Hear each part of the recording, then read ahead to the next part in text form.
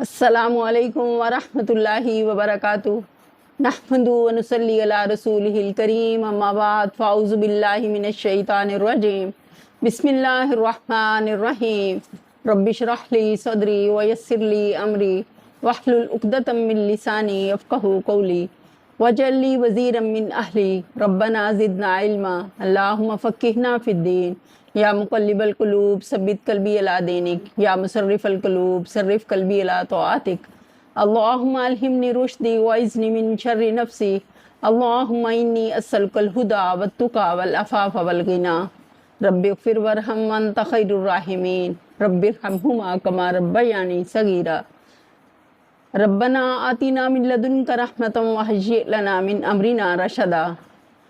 ربنا ظلمنا انفسنا وان لم تغفر لنا وترحمنا لنكونن من الخاسرین ربنا لا تزغ قلوبنا بعد إذ هديتنا وهب لنا من لدنك رحمة إنك أنت الوهاب اللهم أحسن عاقبتنا في الأمور كلها وأجرنا من خزي الدنيا وعذاب الآخرة اللهم لا سهل إلا ما جعلته سهلا وأنت تجعل الحزن سهلا إذا شئت اللهم أرنا الحق حقا وارزقنا اتباعه وأرنا الباطل باطلا وارزقنا اجتنابه اللہم بارک لنا فی اوقاتنا آمین ثم آمین یا رب العالمین۔ ہم پڑھ رہے ہیں 5واں پارہ سورہ النساء۔ ہم نے آیت نمبر 87 تک پڑھا تھا الحمدللہ۔ آج ہم پڑھیں گے آیت نمبر 88۔ اعوذ باللہ من الشیطان الرجیم، میں پناہ مانگتی ہوں اللہ کی شیطان مردود سے۔ بسم اللہ الرحمن الرحیم، شروع اللہ کے نام سے جو بڑا مہربان نہایت رحم کرنے والا ہے۔ فَمَا لَكُمْ فِي الْمُنَافِقِينَ فِئَتَيْنِ وَاللَّهُ أَرْكَسَهُمْ بِمَا كَسَبُوا أَتُرِيدُونَ أَن تَهْدُوا مَنْ أَضَلَّ اللَّهُ وَمَن يُضْلِلِ اللَّهُ فَلَن تَجِدَ لَهُ سَبِيلًا۔ پھر تمہیں کیا ہو گیا ہے کہ منافقین کے بارے میں تمہارے درمیان دو رائے پائی جاتی ہیں، حالانکہ جو برائیاں انہوں نے کمائی ہیں ان کی بدولت اللہ انہیں الٹا پھیر چکا ہے کہ جو انسان برائی کرتا ہے اس کا وبال خود اسی پر پڑتا ہے۔ کیا تم چاہتے ہو کہ جسے اللہ نے ہدایت نہیں بخشی اسے تم ہدایت بخش دو، حالانکہ وہ جس کو اللہ نے راستے سے ہٹا دیا یا اس کے لیے تم کوئی راستہ نہیں پا سکتے۔ اللہ نے صاف بتا دیا کہ جن کے دلوں پر زنگ لگ جائے، جن کے دل سیاہ ہو جائیں برائیاں کر کر کے، پھر کیا ہوتا ہے، ان کے اندر حق کی اہلیت، حق لینے کی استطاعت ہی ختم ہو جاتی ہے۔ ہم اللہ سے اس بات کی پناہ مانگتے ہیں کہ اللہ نہ کرے کہ ہمارا دل ایسی برائیوں میں ملوث ہو کہ مومن کا کام کیا ہے کہ جیسے ہی اس سے نادانی سے، لا علمی سے کوئی بھی گناہ ہو جائے وہ فوراً سے پہلے اللہ کی طرف رجوع کرنے والا ہو، توبہ کرنے والا ہو، پلٹنے والا ہو، اور آئندہ کے لیے اس سے بچنے کی پوری طور پر کوشش کرنے والا ہو۔ اللہ تو ہمیں ایسے لوگوں میں شامل فرما۔ دو رائے جو پائی جاتی ہیں اس کے بارے میں ہے کہ یعنی کافر اور مشرک اور ملحد اور دہریے جو کچھ کر رہے ہیں اس سے اللہ کی خدائی کا کچھ نہیں بگڑتا۔ اس کا خدائے واحد اور خدائے مطلق ہونا ایک ایسی حقیقت ہے جو کسی کے بدلے بدل نہیں سکتی۔ پھر ایک دن وہ سب انسانوں کو جمع کر کے ہر ایک کو اس کے عمل کا نتیجہ دکھائے گا۔ اس کی قدرت کے احاطے سے بچ کر کوئی بھاگ نہیں سکتا، لہٰذا خدا ہرگز اس بات کا حاجت مند نہیں ہے کہ اس کی طرف سے کوئی اس کے باغیوں پر جلے دل کا بخار نکالتا پھرے اور کج کھل کی تش کلامی کو زخم دل کا مرہم بنائے۔ یہ تو اس آیت کا تعلق اوپر کی آیت سے ہے، لیکن یہی آیت اس پورے سلسلے کلام کا خاتمہ بھی ہے۔ جو یہاں ان منافق مسلمانوں کے مسئلے میں بحث کی گئی ہے اس آیت میں،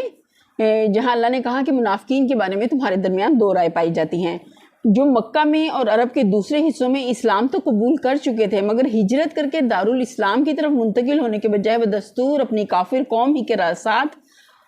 رہتے بستے تھے اور کم و بیش ان تمام کاروائیوں میں عملاً حصہ لیتے تھے جو ان کی قوم اسلام اور مسلمانوں کے خلاف کرتی تھی۔ مسلمانوں کے لیے یہ مسئلہ سخت پیچیدہ تھا کہ ان کے ساتھ آخر کیا معاملہ کیا جائے۔ بعض لوگ کہتے تھے کہ کچھ بھی ہو آخر یہ ہیں تو مسلمان ہی، کلمہ پڑھتے ہیں، نماز ادا کرتے ہیں، روزے رکھتے ہیں، تلاوت کرتے ہیں قرآن کی، اس کے ساتھ کفار کا سا معاملہ کیسے کیا جا سکتا ہے؟ اللہ تعالیٰ نے اس رکوع میں اسی اختلاف کا فیصلہ فرما دیا اس موقع پر ایک بات کو واضح طور پر سمجھ لینا ضروری ہے، ورنہ اندیشہ ہے کہ نہ صرف اس مقام کو بلکہ قرآن مجید کے ان تمام مقامات کو سمجھنے میں آدمی ٹھوکر کھا سکتا ہے۔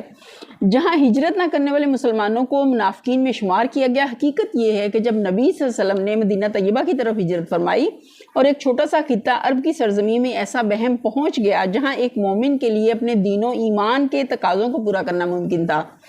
تو عام حکم دے دیا گیا کہ جہاں جہاں جس علاقے اور جس قبیلے میں اہل ایمان کفار سے دبے ہوئے ہیں اور اسلامی زندگی بسر کرنے کی آزادی نہیں رکھتے، وہاں سے اٹھ کر وہ ہجرت کریں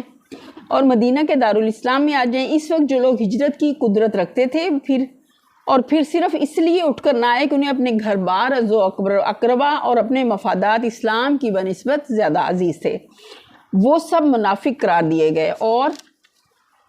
جو لوگ حقیقت میں بالکل مجبور تھے ان کو مستضعفین میں شمار کیا گیا، جیسا کہ اگلے رکوع نمبر 14 میں آ رہا ہے۔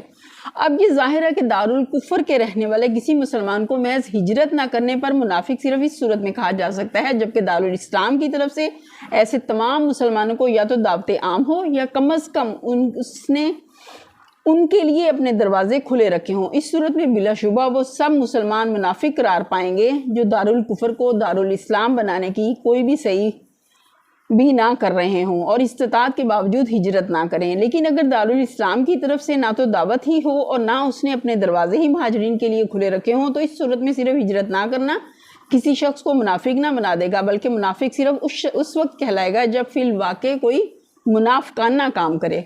پھر جو آگے ہے کہ جو انہوں نے برائیاں کی ہیں نا، اللہ نے انہیں ان کی بدولت الٹا پھیر چکا ہے، یعنی جس دو رنگی اور مسلط پرستی اور ترجیح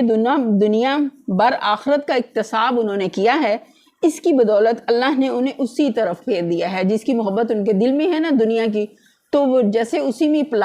اس کی محبت میں پلا دیے گئے، جس طرح بنی اسرائیل میں کو بچڑے کی محبت پلا دی گئی تھی ان کے کفر کے سبب، ان کی نافرمانیوں کے سبب، بار بار عہد توڑنے کے سبب، جس طرف سے یہ آئے تھے۔ اور انہوں نے کفر سے نکل کر اسلام کی طرف پیش قدمی تو ضرور کی تھی، مگر اس سرحد میں آنے اور ٹھہرنے کے لیے یکسو ہو جانے کی ضرورت تھی، ہر اس مفاد کو قربان کر دینے کی ضرورت ہوئی جو اسلام و ایمان کے مفاد سے ٹکراتا ہو، اور آخرت پر ایسے یقین کی ضرورت تھی جس کی بنا پر آدمی اطمینان کے ساتھ اپنی دنیا کو قربان کر سکتا ہو۔ یہ ان کو گوارا نہ ہوا، اس لیے جدھر سے آئے تھے الٹے پاؤں ادھر ہی واپس چلے گئے۔ اب ان کے معاملے میں اختلاف کا کون سا موقع باقی ہے؟ اگلی آیت دیکھتے ہیں۔ وَدُّوا لَوْ تَكْفُرُونَ كَمَا كَفَرُوا فَتَكُونُونَ سَوَاءً فَلَا تَتَّخِذُوا مِنْهُمْ أَوْلِيَاءَ حَتَّى يُهَاجِرُوا فِي سَبِيلِ اللَّهِ فَإِن تَوَلَّوْا فَخُذُوهُمْ وَاقْتُلُوهُمْ حَيْثُ وَجَدتُّمُوهُمْ وَلَا تَتَّخِذُوهُمْ مِنْهُمْ وَلِيًّا وَلَا نَصِيرًا۔ وہ تو یہ چاہتے ہیں کہ جس طرح وہ خود کافر ہیں اسی طرح تم بھی کافر ہو جاؤ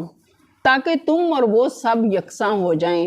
لہٰذا ان میں سے کسی کو اپنا دوست نہ بناؤ۔ واضح احکامات اللہ نے دے دیے جب تک کہ وہ اللہ کی راہ میں ہجرت کر کے نہ آ جائیں، اور اگر وہ ہجرت سے باز رہیں تو جہاں پاؤ انہیں پکڑو اور قتل کرو، اور ان میں سے کسی کو اپنا دوست اور مددگار نہ بناؤ۔ یہ حکم ان منافق مسلمانوں کا ہے جو برسر جنگ کافر قوم سے تعلق رکھتے ہوں اور اسلامی حکومت کے خلاف ماندانہ کارروائیوں میں عملاً حصہ لیں۔ ان کے بارے میں یہ اللہ تعالیٰ نے واضح احکامات دے دیے۔ اگلی آیت دیکھتے ہیں۔ إِلَّا الَّذِينَ يَصِلُونَ إِلَىٰ قَوْمٍ بَيْنَكُمْ وَبَيْنَهُمْ مِيثَاقٌ أَوْ جَاءُوكُمْ حَسِرَتْ صُدُورُهُمْ أَن يُقَاتِلُوكُمْ أَوْ يُقَاتِلُوا قَوْمَهُمْ وَلَوْ شَاءَ اللَّهُ لَسَلَّطَهُمْ عَلَيْكُمْ فَلَقَاتَلُوكُمْ فَإِنِ اعْتَزَلُوكُمْ فَلَمْ يُقَاتِلُوكُمْ وَأَلْقَوْا إِلَيْكُمُ السَّلَمَ فَمَا جَعَلَ اللَّهُ لَكُمْ عَلَيْهِمْ سَبِيلًا۔ البتہ وہ منافق اس حکم سے مستثنی ہیں جو کسی ایسی قوم سے جا ملے جن کے ساتھ تمہارا معاہدہ ہے، اسی طرح وہ منافق بھی مستثنی ہیں جو تمہارے پاس آتے ہیں اور لڑائی سے دل برداشتہ ہیں، نہ تم سے لڑنا چاہتے ہیں نہ اپنی قوم سے۔ اللہ چاہتا تو ان کو تم پر مسلط کر دیتا اور وہ بھی تم سے لڑتے، لہٰذا اگر وہ تم سے کنارہ کش ہو جائیں اور لڑنے سے باز رہیں اور تمہاری طرف صلح و عطشی کا ہاتھ بڑھائیں تو اللہ نے تمہارے لیے ان پر دست درازی کی کوئی سبیل نہیں رکھی ہے۔ معاہدے کی جو بات ہے کہ کسی ایسی قوم سے جا ملے جن کے ساتھ معاہدہ ہے، اس کے بارے میں کیا ہے کہ اس استثناء، اس حکم سے یہ استثناء اس حکم سے نہیں ہے کہ انہیں دوست اور مددگار نہ بنایا جائے، بلکہ اس حکم سے ہے کہ انہیں پکڑا اور مارا جائے۔ مطلب یہ کہ اگر یہ واجب القتل منافق کسی ایسی قوم کے حدود میں جا پناہ لیں جن کے ساتھ اسلامی حکومت کا معاہدہ ہو چکا ہو تو اس کے علاقے میں ان کا تعاقب نہیں کیا جائے گا، اور نہ یہی جائز ہوگا کہ دارالاسلام کا کوئی مسلمان غیر جانبدار ملک میں کسی واجب القتل منافق کو پائے اور اسے مار ڈالے۔ احترام دراصل منافق کے خون کا نہیں بلکہ معاہدے کا ہے۔ اگلی آیت دیکھتے ہیں۔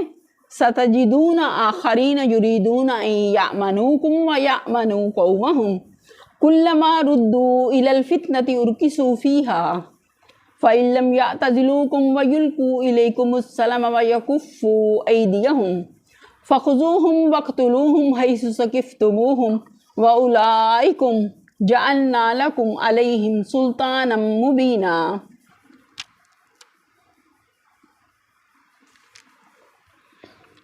ایک اور قسم کے منافق تمہیں ایسے ملیں گے جو چاہتے ہیں کہ تم سے بھی امن میں رہیں اور اپنی قوم سے بھی، مگر جب کبھی فتنے کا موقع پائیں گے اس میں کود پڑیں گے۔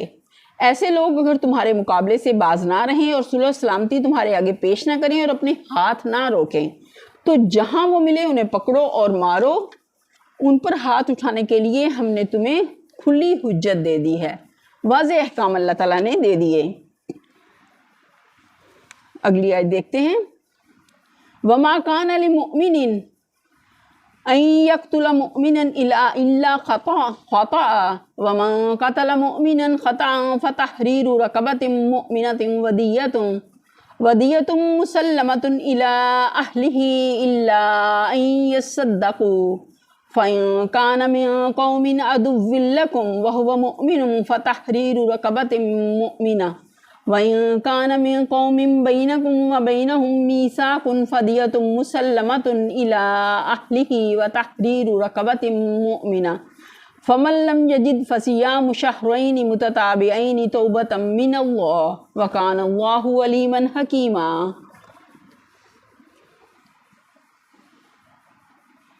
کسی مومن کا یہ کام نہیں ہے کہ دوسرے مومن کو قتل کرے الا یہ کہ اس سے چوک ہو جائے،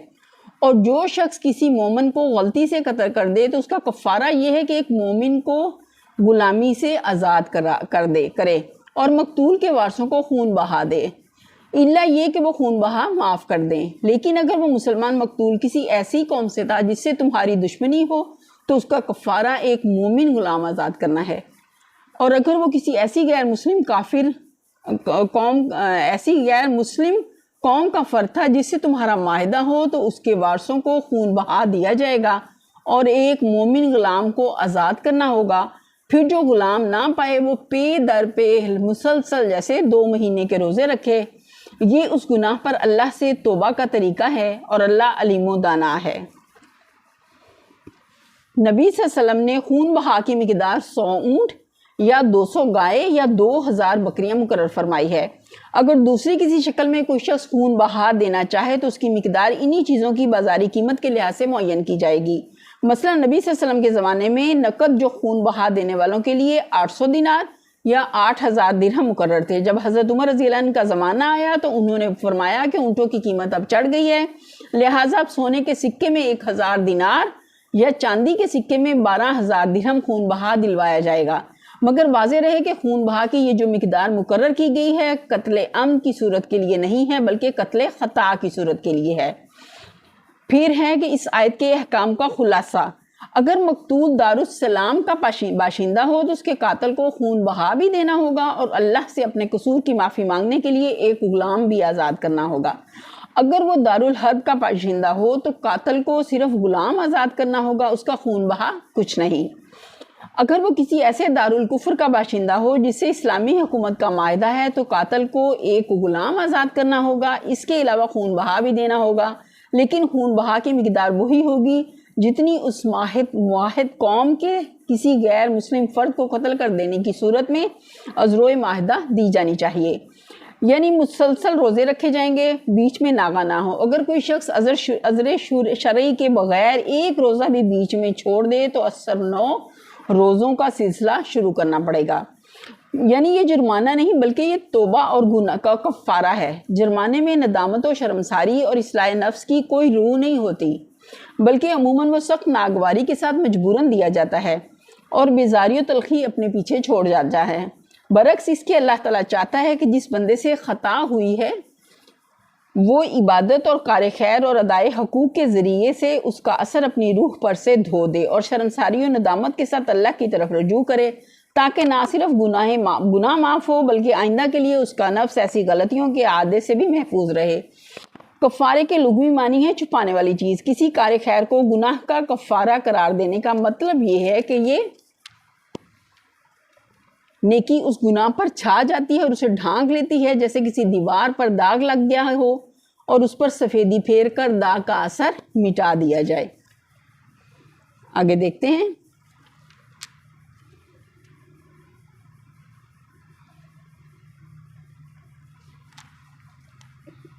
وَمَن يَقْتُلْ مُؤْمِنًا مُتَعَمِّدًا فَجَزَاؤُهُ جَهَنَّمُ خَالِدًا فِيهَا وَغَضِبَ اللَّهُ عَلَيْهِ وَلَعَنَهُ وَأَعَدَّ لَهُ عَذَابًا عَظِيمًا۔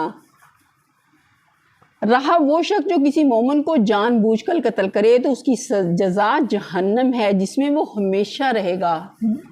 اتنی سخت سزا کیوں رکھی گئی؟ تاکہ جس سے بھی یہ گناہ جو جرم یہ کرے دوسروں کو اس سے تنبیہ ہو کہ اس کا ٹھکانہ جہنم ہے جس نے توبہ نہیں کی۔ اس پر اللہ کا غضب اور اس کی لعنت ہے اور اللہ نے اس کے لیے سخت عذاب مہیا کر رکھا ہے۔ اگلی آیت ہے یا ایھا الذین آمنوا اذا ضربتم فی سبیل اللہ فتبینوا ولا تقولوا لمن القی الیکم السلام لست مؤمنا تبتغون عرض الحیاۃ الدنیا فعند اللہ مغانم کثیرہ کذالک کنتم من قبل فمن اللہ علیکم فتبینوا ان اللہ کان بما تعملون خبیرا۔ اے لوگوں جو ایمان لائے ہو، جب تم اللہ کی راہ میں جہاد کے لیے نکلو تو دوست دشمن میں تمیز کرو، اور جو تمہاری طرف سے اسلام سے پہل کرے یا تقدیم کرے اسے فوراً نہ کہہ دو کہ تم مومن نہیں ہے۔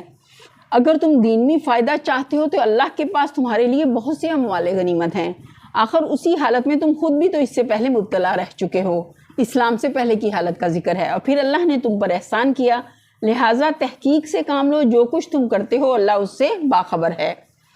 ابتدائی اسلام میں السلام علیکم کا لفظ مسلمانوں کے لیے شعار اور علامت کی حیثیت رکھتا تھا، اور ایک مسلمان دوسرے مسلمان کو دیکھ کر یہ لفظ اس معنی میں استعمال کرتا تھا کہ میں تمہارے ہی گروہ کا آدمی ہوں، دوست اور خیر خواہ ہوں، میرے پاس تمہارے لیے سلامتی و عافیت کے سوا کچھ نہیں ہے، لہٰذا نہ مجھ سے دشمنی کرو، نہ میری طرف سے عداوت اور ضرر کا اندیشہ رکھو۔ جس طرح فوج میں ایک لفظ شعار کے طور پر مقرر کیا جاتا ہے اور رات کے وقت ایک فوج کے آدمی ایک دوسرے کے پاس سے گزرتے ہوئے اس غرض کے لیے استعمال کرتے ہیں کہ فوج مخالف کے آدمیوں سے ممیز ہوں، اسی طرح سلام کا لفظ بھی مسلمانوں میں شعار کے طور پر مقرر کیا گیا تھا۔ خصوصیت کے ساتھ اس زمانے میں اس شعار کی اہمیت اس وجہ سے اور بھی زیادہ تھی کہ اس وقت عرب کے نو مسلموں اور کافروں کے درمیان لباس، زبان اور کسی دوسری چیز میں کوئی نمایاں امتیاز نہ تھا، جس کی وجہ سے ایک مسلمان سرسری نظر میں دوسرے مسلمان کو پہچان سکتا ہو۔ لیکن لڑائیوں کے موقع پر ایک پیچیدگی یہ پیش آتی تھی کہ مسلمان جب کسی دشمن گروہ پر حملہ کرتے اور وہاں کوئی مسلمان اس لپیٹ میں آ جاتا تو وہ حملہ آور مسلمانوں کو یہ بتانے کے لیے کہ وہ بھی ان کا دینی بھائی ہے السلام علیکم یا لا الہ الا اللہ پکارتا تھا، مگر مسلمانوں کو اس پر یہ شبہ ہوتا تھا کہ یہ کوئی کافر ہے جو محض جان بچانے کے لیے ہیلا کر رہا ہے، اس لیے بسا اوقات وہ اسے قتل کر بیٹھتے تھے اور اس کی چیزیں غنیمت کے طور پر لوٹ لیتے تھے۔ نبی صلی اللہ علیہ وسلم نے ایسے ہر موقع پر نہایت سختی کے ساتھ سرزنش فرمائی، مگر اس قسم کے واقعات برابر پیش آتے رہے۔ آخرکار اللہ تعالیٰ نے قرآن مجید میں اس پیچیدگی کو حل کیا۔ آیت کا منشا یہ ہے کہ جو شخص اپنے آپ کو مسلمان کی حیثیت سے پیش کر رہا ہو اس کے متعلق تمہیں سرسری طور پر یہ فیصلہ کر دینے کا حق نہیں ہے کہ وہ محض جان بچانے کے لیے جھوٹ بول رہا ہے۔ ہو سکتا ہے کہ وہ سچا ہو اور ہو سکتا ہے کہ جھوٹا ہو، حقیقت تو تحقیق ہی سے معلوم ہو سکتی ہے۔ تحقیق کے بغیر چھوڑ دینے میں اگر یہ امکان ہے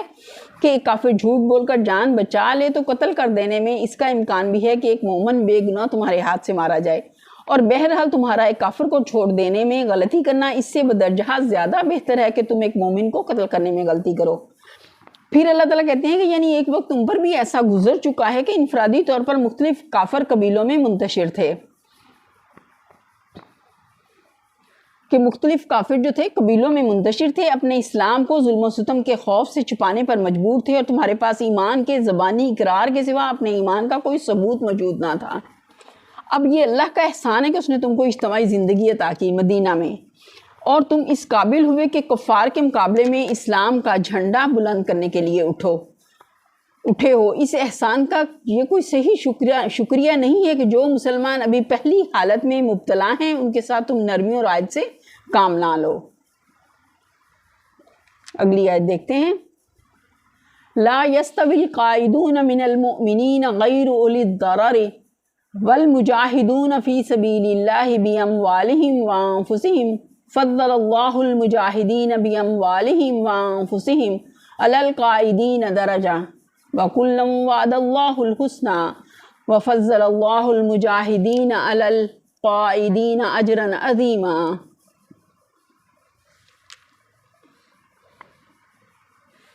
مسلمانوں میں سے وہ لوگ جو کسی معذوری کے بغیر گھر بیٹھے رہتے ہیں اور جو اللہ کی راہ میں جان و مال سے جہاد کرتے ہیں، دونوں کی حیثیت یکساں نہیں ہے اللہ کی نظر میں۔ اللہ نے بیٹھنے والوں کی بنسبت جان و مال سے جہاد کرنے والوں کا درجہ بڑا رکھا ہے، اگرچہ ہر ایک کے لیے اللہ نے بھلائی ہی کا وعدہ فرمایا ہے، مگر اس کے ہاں مجاہدوں کی خدمات کا معاوضہ بیٹھنے والوں سے بہت زیادہ ہے، ان کے لیے اللہ کی طرف سے بڑے درجے ہیں اور مغفرت اور رحمت ہے۔ کتنی بڑی خوشخبری ہے جو اللہ نے ان کو دی ہے، اور اللہ بڑا معاف کرنے والا اور رحم فرمانے والا ہے۔ بیٹھنے والوں سے بہت زیادہ ہے۔ یہاں ان بیٹھنے والوں کا ذکر نہیں ہے جن کو جہاد پر جانے کا حکم دیا جائے اور وہ بہانے کر کے بیٹھیں، یا نفیر عام ہو اور جہاد عین فرض ہو جائے تو پھر بھی وہ جنگ پر جانے سے جی چرائیں، بلکہ یہاں ذکر ان بیٹھنے والوں کا ہے جو جہاد کے لیے فرض کفایہ ہونے کی صورت میں میدان جنگ کی طرف جانے کے بجائے دوسرے کاموں میں لگے رہیں۔ پہلی دو صورتوں میں جہاد کے لیے نہ نکلنے والا صرف منافق ہی ہو سکتا ہے اور اس کے لیے اللہ کی طرف سے کسی بھلائی کا وعدہ نہیں ہے، الا یہ کہ وہ کسی حقیقی معذوری کا شکار ہو۔ برخلاف اس کے یہ آخری صورت ایسی ہے جس میں اسلامی جماعت کی پوری فوجی طاقت مطلوب نہیں ہوتی بلکہ محض اس کا ایک حصہ مطلوب ہوتا ہے۔ اس صورت میں اگر عوام کی طرف سے اپیل کی جائے کہ کون سرباز ہیں جو فلاں مہم کے لیے اپنے آپ کو پیش کرتے ہیں، تو جو لوگ اس دعوت پر لبیک کہنے کے لیے اٹھ کھڑے ہوں وہ افضل ہیں بنسبت ان کے جو دوسرے کاموں میں لگے رہے ہیں، خواہ وہ دوسرے کام بھی بجائے خود مفید ہی ہوں۔ پھر ہے درجات منہ ومغفرۃ ورحمہ وکان اللہ غفورا رحیما۔ ان کے لیے اللہ کی طرف سے بڑے درجے ہیں، جو جہاد میں حصہ لیتے ہیں، آگے بڑھ کر نیکیوں میں سبقت کرنے والے ہیں، ان کے بارے میں بات ہو رہی ہے، اور مغفرت اور رحمت ہے، اور اللہ بڑا معاف کرنے والا اور رحم فرمانے والا ہے۔ اگلی آیت ہے، ان الذین توفاہم الملائکۃ ظالمی انفسہم قالوا فیما کنتم قالوا کنا مستضعفین فی الارض قالوا الم تکن ارض اللہ واسعۃ فتہاجروا فیہا فاولئک مأواہم جہنم وساءت مصیرا۔ جو لوگ اپنے نفس پر ظلم کر رہے تھے ان کی روحیں جب فرشتوں نے قبض کی تو ان سے پوچھا کہ یہ تم کس حال میں مبتلا تھے؟ انہوں نے جواب دیا کہ ہم زمین میں کمزور و مجبور تھے۔ فرشتوں نے کہا کہ اللہ کی زمین وسیع نہ تھی کہ تم اس میں ہجرت کرتے؟ یہ وہ لوگ ہیں جن کا ٹھکانہ جہنم ہے اور وہ بڑا ہی برا ٹھکانہ ہے۔ مراد وہ لوگ ہیں جو اسلام قبول کرنے کے بعد بھی ابھی تک بلا کسی مجبوری و معذوری کے اپنی کافر قوم ہی کے درمیان مقیم تھے اور نیم مسلمانہ اور نیم کافرانہ زندگی بسر کرنے پر راضی تھے، حالانکہ ایک دارالاسلام مہیا ہو چکا تھا مدینہ کی صورت میں، جس کی طرف ہجرت کر کے اپنے دین و اعتقاد کے مطابق پوری اسلامی زندگی بسر کرنا ان کے لیے ممکن ہو گیا تھا۔ یہی ان کا اپنے نفس پر ظلم تھا، کیونکہ ان کو پوری اسلامی زندگی کے مقابلے میں اس نیم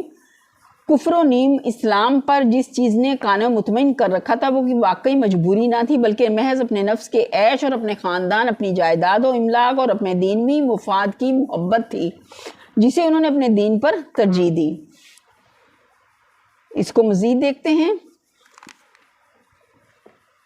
جہاں ان منافق مسلمانوں کے مسئلے سے بحث کی گئی ہے جو مکہ میں اور عرب کے دوسرے حصوں میں اسلام تو قبول کر چکے تھے مگر ہجرت کر کے دارالاسلام کی طرف منتقل ہونے کے بجائے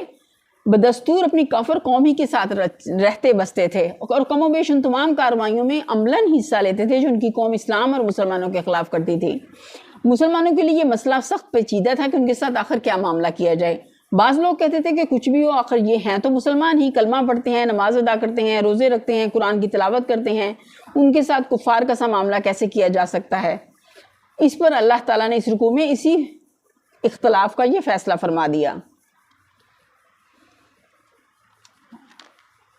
آگے دیکھتے ہیں، الا المستضعفین من الرجال والنساء والولدان لا یستطیعون حیلۃ ولا یہتدون سبیلا۔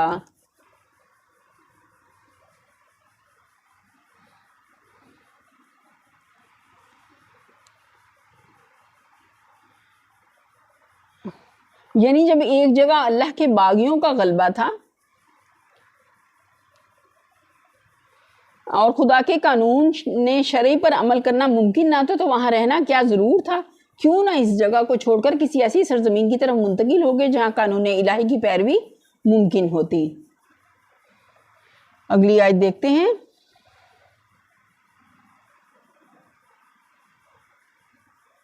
الا المستضعفین من الرجال والنساء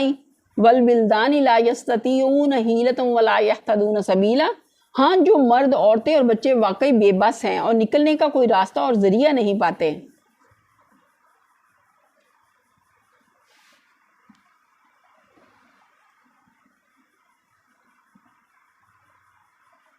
فَأُولَٰئِكَ عَسَى اللَّهُ أَن يَعْفُوَ عَنْهُمْ وَكَانَ اللَّهُ وَكَانَ اللَّهُ غَفُورًا غَفُورًا۔ بعید نہیں کہ اللہ انہیں معاف کر دے، اللہ بڑا معاف کرنے والا اور درگزر فرمانے والا ہے۔ اگلی آیت دیکھتے ہیں۔ وَمَن يُهَاجِرْ فِي سَبِيلِ اللَّهِ يَجِدْ فِي الْأَرْضِ مُرَاغَمًا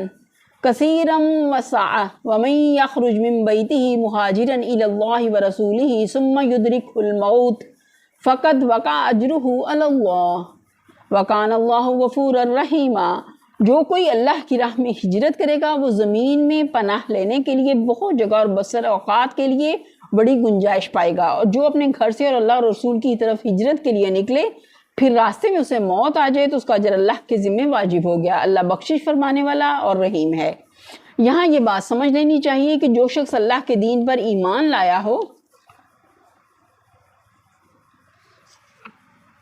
اس کے لیے نظام کفر کے تحت زندگی بسر کرنا صرف دو ہی صورتوں میں جائز ہو سکتا ہے۔ ایک یہ کہ وہ اسلام کو اس سرزمین میں غالب کرنے اور نظام کفر کو نظام اسلام میں تبدیل کرنے کی جدوجہد کرتا رہے،